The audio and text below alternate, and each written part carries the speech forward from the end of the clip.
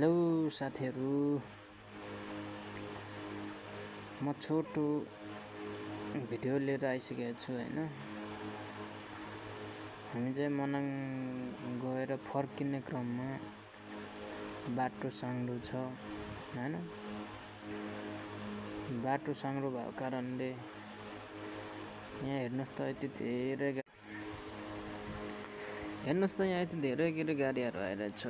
ठुल्ठुलो माल गाडीहरू, सिमेन्ट ल्याउने गाडीहरू आइरहेछ हैन। अनि हामी चाहिँ साइड लगाएर बस्नै पर्यो। अब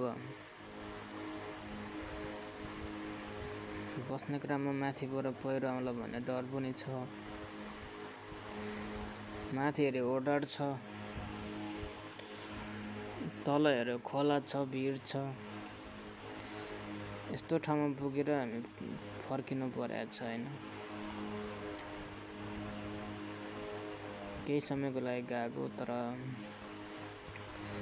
पुगेर 1-2 दिनमै फर्किनु पर्ने भयो। अरे साथी ल